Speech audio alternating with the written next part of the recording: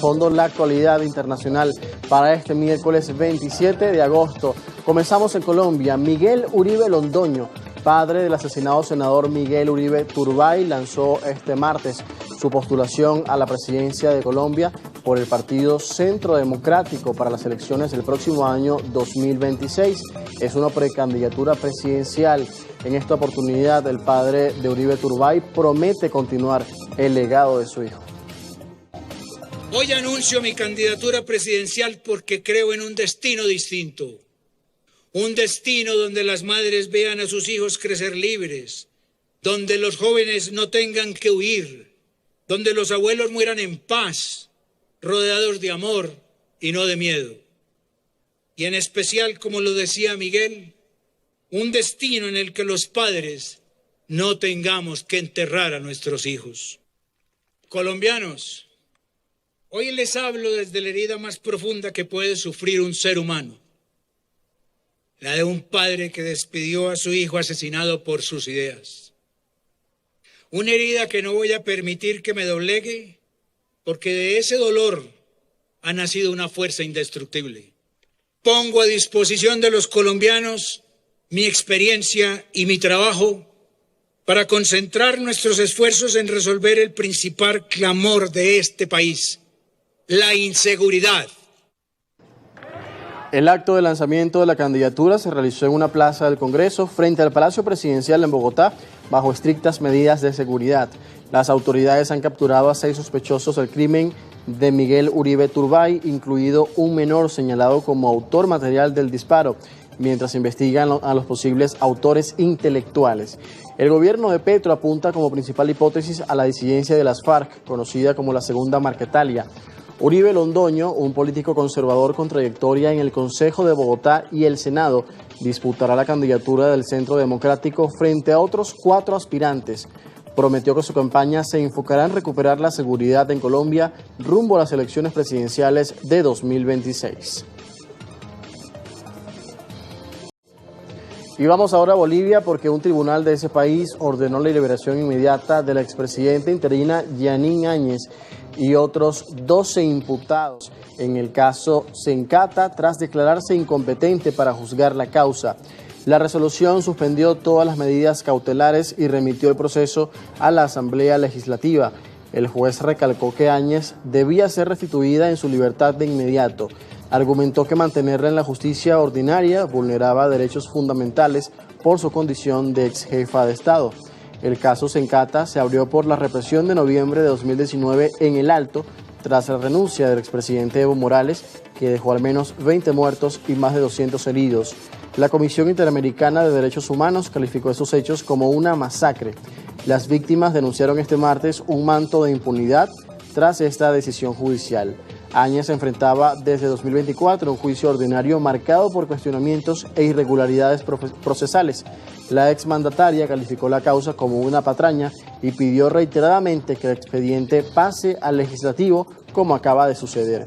La liberación no implica el cierre del proceso, sino que abre un nuevo escenario en la Asamblea Legislativa, que deberá redefinir si avanza con un juicio de responsabilidades.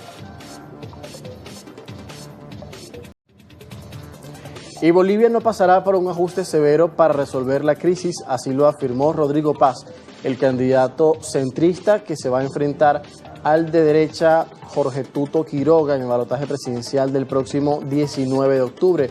Esto es lo que recoge parte de una entrevista ofrecida a la agencia France Press. La gente entiende que hay que ordenar la casa. Por eso la gente no acepta el tema del, como en su momento otro candidato ha dicho, vamos al crédito con el Fondo Monetario Internacional.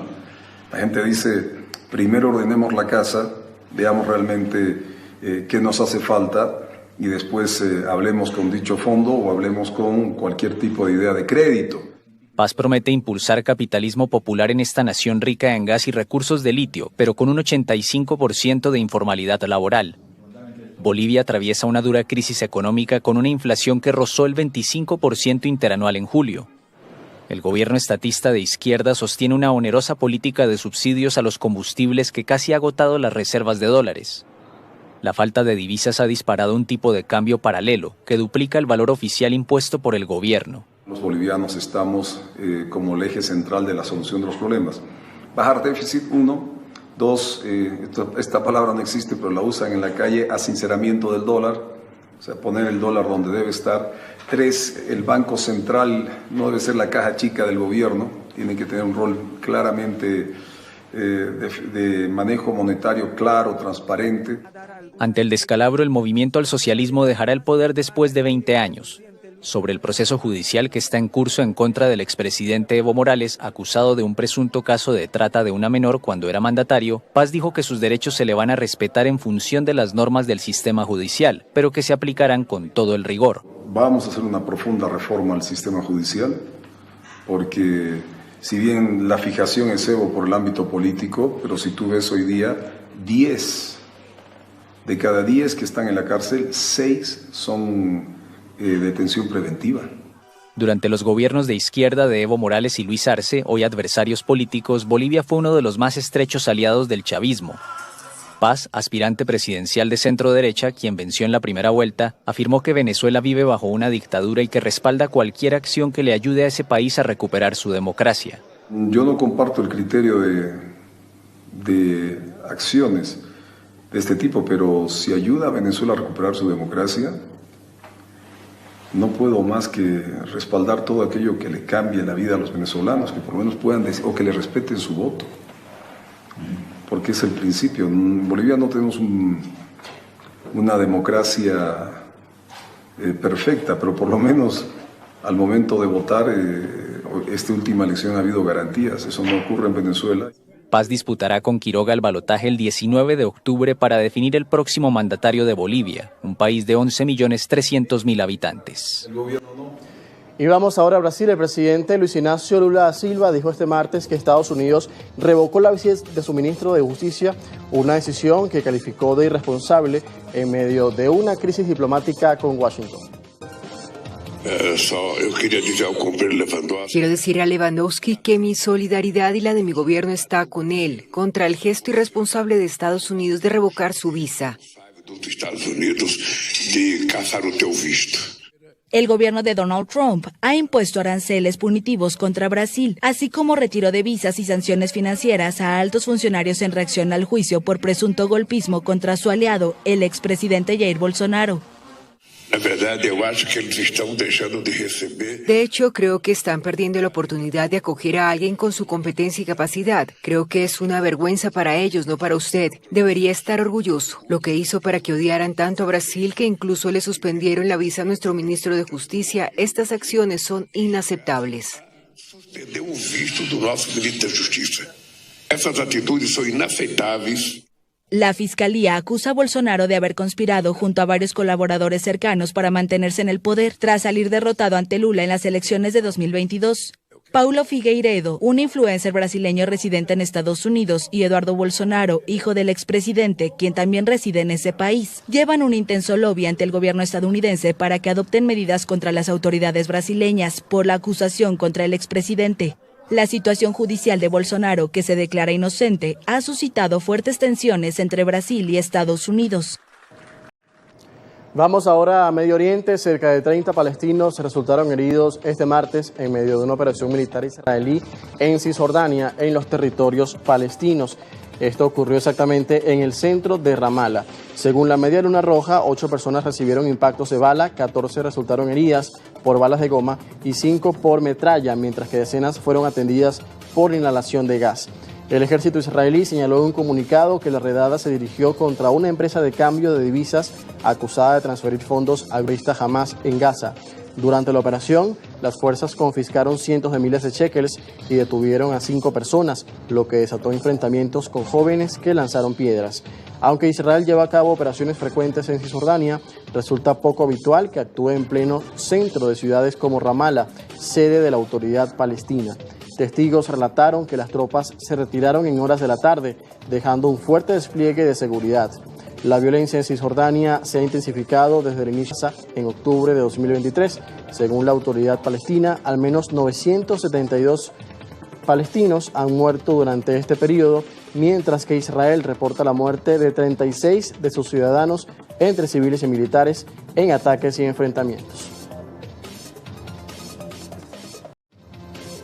Y en Israel, cientos de manifestantes que piden el regreso de los rehenes se manifestaron este martes en las calles del país en medio de discusiones del Gabinete de Seguridad que podrían abordar la reanudación de las negociaciones para una tregua en el territorio palestino. La protesta bloqueó calles en Tel Aviv, donde los participantes ondearon banderas israelíes y levantaron fotos de los rehenes. Esto es lo único que quiere la gran mayoría de los ciudadanos israelíes y es lo único que Netanyahu ignora a la opinión pública. Pero tenemos que gritar, nunca nos rendiremos, tenemos que lograr un acuerdo por los rehenes. Mi hijo Nimrod debe ser liberado. Creemos que la única forma de que ocurran el acuerdo de rehenes y el alto al fuego es si el pueblo de Israel sale a las calles y exige lo que queremos. Queremos que nuestros hermanos y hermanas vuelvan a casa, no tienen tiempo. Queremos acabar con el derramamiento de sangre que está ocurriendo en Gaza. La manifestación tuvo lugar antes de una reunión del Gabinete de Seguridad que podría abordar la reanudación de las negociaciones para una tregua en el territorio palestino. El gabinete israelí aprobó a inicios de agosto un plan para que el ejército tome Ciudad de Gaza, lo que desató temores por la seguridad de los rehenes y una nueva ola de protestas en las calles.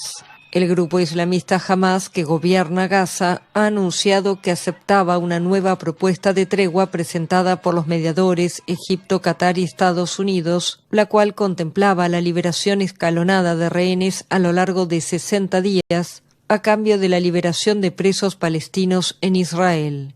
El gobierno de Netanyahu enfrenta presión dentro y fuera del país para que ponga fin a su ofensiva en Gaza. Devastó gran parte del territorio palestino y provocó una crisis humanitaria. El Programa Mundial de Alimentos advirtió el martes que aunque la ayuda que Israel permite ingresar a Gaza aumentó ligeramente, todavía es insuficiente ante la situación de hambruna en el territorio.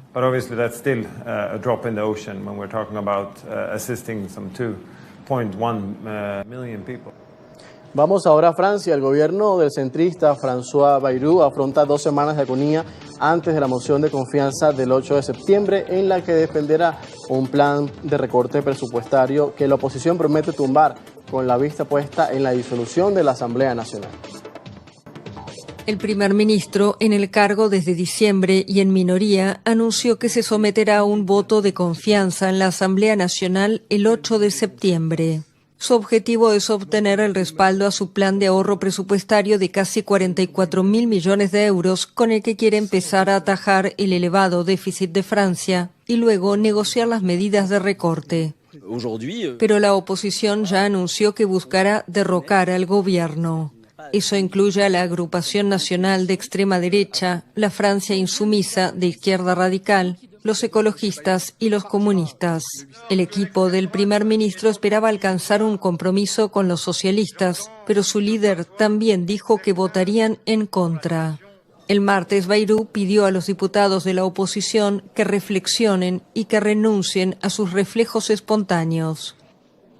¿Y a-t-il ou pas urgence nationale? ¿Existe o no una urgencia nacional para equilibrar las cuentas del país, para escapar, porque aún es posible, del sobreendeudamiento, eligiendo reducir nuestros déficits y producir más? Esa es la pregunta central. Réduire nos déficits et de produire davantage. Voilà la question centrale. Una eventual caída del gobierno en Francia aumentaría la inestabilidad política que se ha vuelto crónica en el país desde que el presidente Emmanuel Macron decidió disolver la Asamblea Nacional en junio de 2024. Las elecciones legislativas, celebradas poco después, dejaron una Cámara dividida en 3 bloques: izquierda, macronista junto a sus aliados conservadores, y extrema derecha. Algunos políticos han hablado de crisis de gobierno y señalaron que Macron, a quien le queda algo más de 1 año y medio de mandato presidencial, tiene que irse. 2 días después de la fecha elegida para la moción de confianza, se ha convocado por medio de redes sociales a paralizar Francia, un llamado que cuenta con el apoyo de la izquierda. Algunos sindicatos ya anunciaron que participarán